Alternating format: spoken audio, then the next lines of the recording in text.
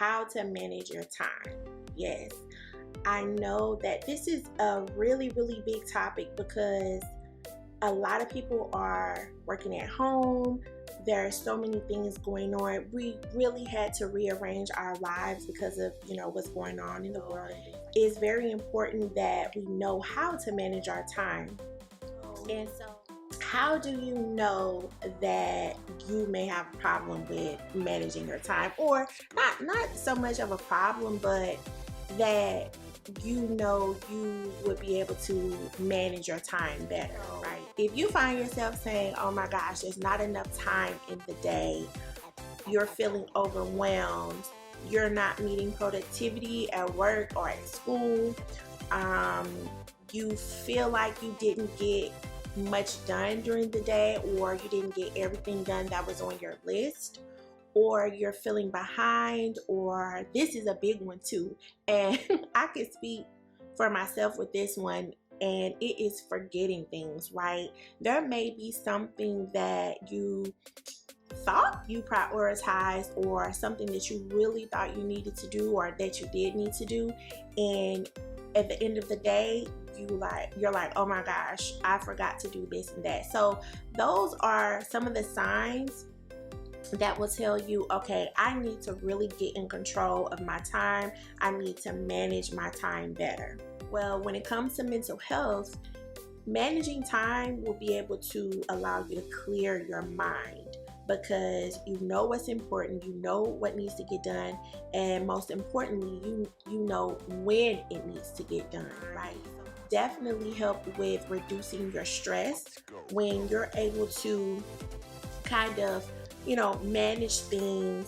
Of course, you're going to be less stressed. You're not going to feel overwhelmed. You're not going to feel like at the end of the day, oh my gosh, I forgot this, or I didn't get these things done. So it will definitely help with reducing stress as well. It's going to allow you to be able to feel like you accomplished something. You're not going to say at the end of the day, I forgot to do this, or something was on your list that you didn't get done, or you're feeling overwhelmed. Because you are now able to manage your time, you are going to feel like you have accomplished most of the things that you wanted to get done for the day. Later in this video, I'm going to share a tip that will definitely dramatically change the way that you manage your time. So stick around for that. Ashley, where do I start? How do we start to manage our time? Well, I recommend that you start small, because again, you don't want to overwhelm yourself. Don't try to manage your whole week. Don't try to manage your month, the year, so on and so forth. Start small by just managing day to day. You're going to really get good at managing your time if you follow these tips. So once you become consistent with that, then you can go on to managing your week, managing your month, year, etc. So the first tip I have is to start early. So if you're an early riser, this would be perfect for you. Start early, get up, do some self-care, whether it's meditation, prayer, whatever floats your boat. Get up earlier than everyone else in your house, or if it's just you, make sure that you get up early to plan out your day. Or another option is to plan your day the day before. For me, this is even better, because you know what to expect, right? You know some of the things you have to get done, and you can better prepare yourself for the day ahead. It just makes for a better day, and I find that it allows for you to have a little bit of clarity, because you know what is ahead. The second thing is that you need to make sure that you're doing what matters, right? The saying goes, everybody makes time for what's important to them, right? If it's important to you, you're going to make time for it. So make sure that you are keeping in mind, when you're planning your day, that you're including what really matters, right? And this is subjective, right? Because something that someone else may think is important may not be as important for you. Or it could be, not that it's not important, but it could be that it's not important for you to do it that day. So keep that in mind. Don't try to cram everything in that one day. Really be clear about what really matters for you to get completed that day. The third thing is to time block. I swear by time blocking. Like, time blocking will really change the game. You use whatever calendar floats your boat, right? Whether it's Google Calendar, whether it's Outlook, whether it's some people carry those calendars in their purse, something that you can write on, or notebook or something like that. Whatever floats your boat, time block. So when prioritizing what's important on your calendar, if everything is important to you, you want to learn how to prioritize the priorities. And if you all want me to make a video about that, because this is very difficult for some people to do, especially when it comes to work, because nowadays everything is a priority, right? And so you really have to have the skill, learn the skill of how to prioritize the priorities. So if you all want me to make a video about how to do that, leave it in the comments. But back to time blocking. So say, for example, you have a meeting at 9:30, right?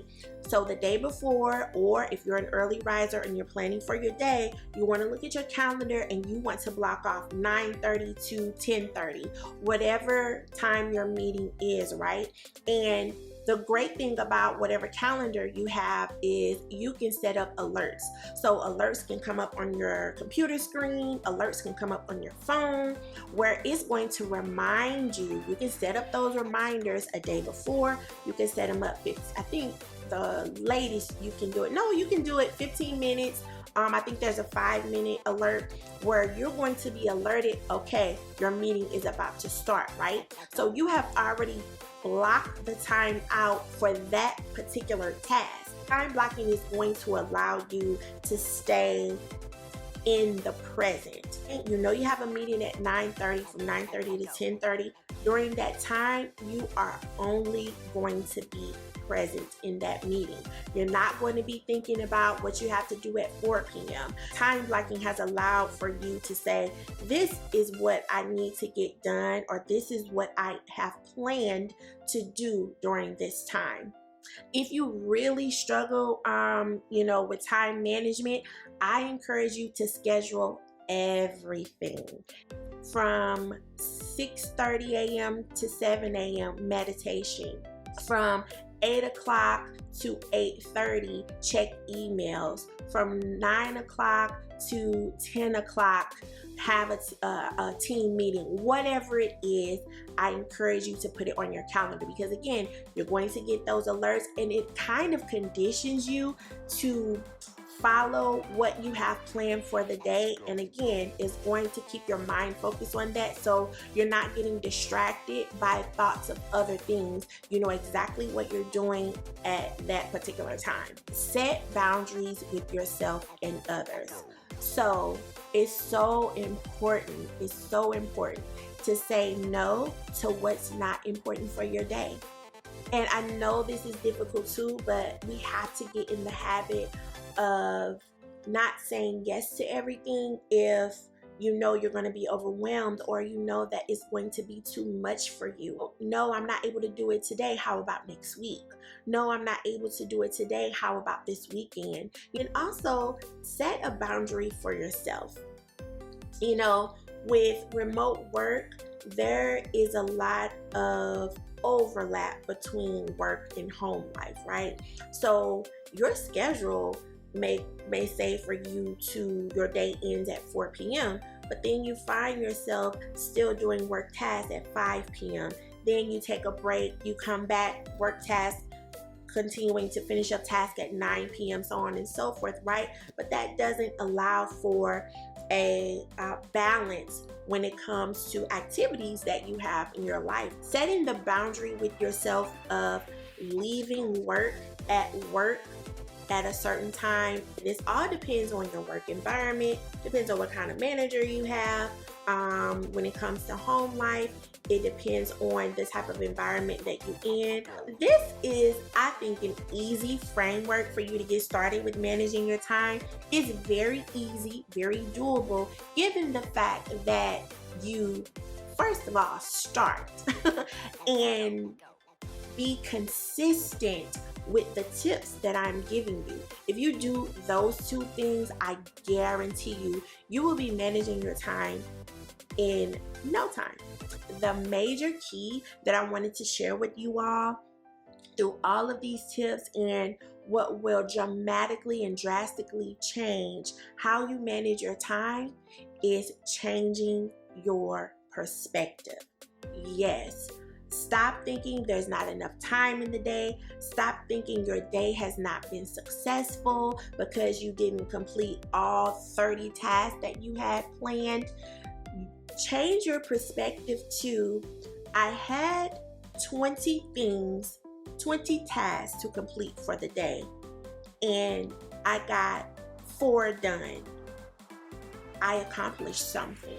There's always another day to get something done. So I encourage you to really give grace to yourself and start to change your perspective about how you have started to manage your time. In fact, I made a video that will be so helpful for you that talks about how to effectively achieve success. So if you're really serious about changing your perspective and achieving success, I encourage you to go watch it right now.